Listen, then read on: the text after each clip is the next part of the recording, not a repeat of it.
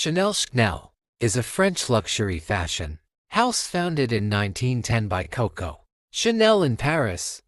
It is privately owned by French brothers Alain and Gerard Wertheimer through the holding company Chanel Limited, established in 2018 and headquartered in London.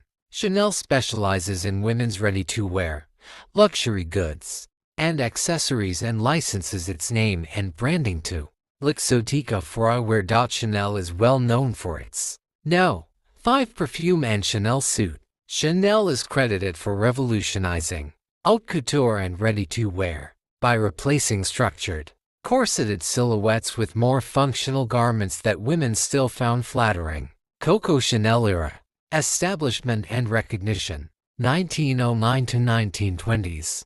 The House of Chanel originated in 1909, when Gabrielle Chanel opened a millinery shop at 160 Boulevard Malesherbes, the ground floor of the Parisian flat of the socialite and textile businessman Etienne Balsan, of whom she was the mistress. Because the Balsan flat also was a salon for the French hunting and sporting elite, Chanel had the opportunity to meet their demi-mondaine mistresses who, as such, were women of fashion, upon whom the rich men displayed their wealth as ornate clothes, jewelry, and hats. Coco Chanel thus could sell to them the hats she designed and made. She thus earned a living independent of Balsan. In the course of those salons, Coco Chanel befriended Arthur Boy-Capel, an English socialite and polo player friend of Etienne Balsan. Per the upper-class social custom, Chanel also became mistress to Boy-Capel. In 1910, Boy-Capel financed her first independent millinery shop, Chanel Modes, at 21 Rue Cambon in Paris. Because that locale already housed a dress shop, the business lease limited Chanel to selling only millinery products, not couture. 2 years later, 1913, the Deauville and Biarritz couture shops of Coco Chanel offered for sale prêt-à-porter, sports clothes for women, the practical designs of which allowed the wearer to play sports. The First World War 1914 for 1918 affected European fashion through scarcity of materials and the mobilization of women. By that time, Chanel had opened a large dress shop at 31 Rue Cambon, near the Hotel Ritz in Paris. Among the clothes for sale were flannel blazers, straight-line skirts of linen, sailor blouses, long sweaters made of jersey fabric, and skirt and jacket suits.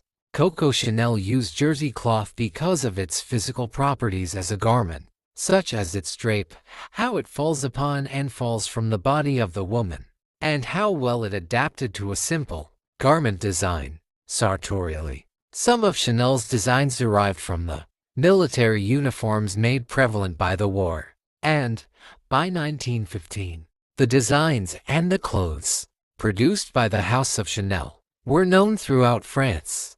In 1915, Chanel opened her very first couture house in Biarritz, France. She had 300 employees and even designed her first line of haute couture.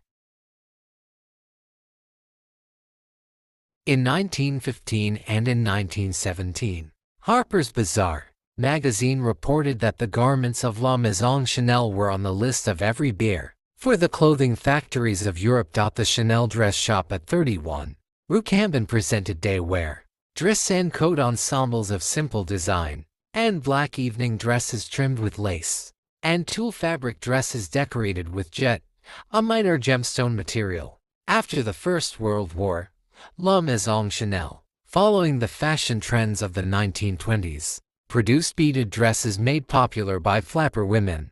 The simple line, flat-chested fashions Chanel couture made popular were opposite of the hourglass figure fashions of the late 19th century, the Belle Époque of France, c. 1890 to 1914, and the British Edwardian era, c.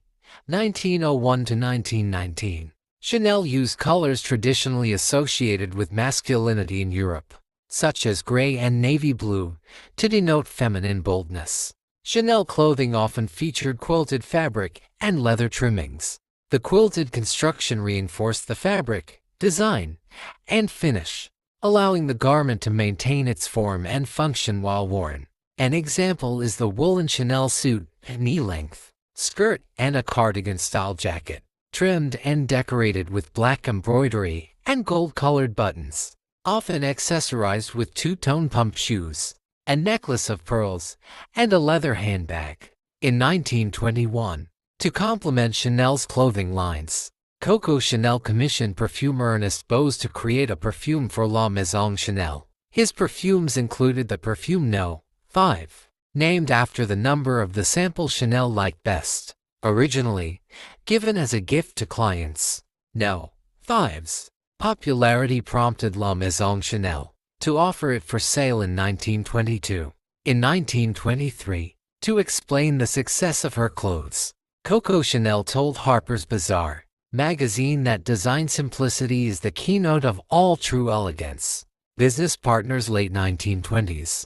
The success of the No. 5 encouraged Coco Chanel to expand perfume sales beyond France and Europe and to develop other perfumes, for which she required investment capital, business acumen, and access to the North American market.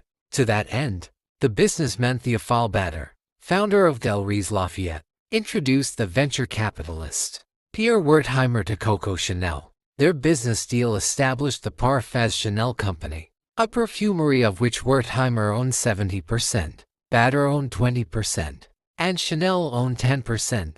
Commercial success of the joint enterprise was assured by the Chanel name and by the cachet of La Maison Chanel, which remained the sole business province of Coco Chanel. Nonetheless, despite the success of the Chanel couture and perfumery, the personal relations between Coco and her capitalist partner deteriorated, because Coco said that Pierre Wertheimer was exploiting her talents as a fashion designer and as a businesswoman.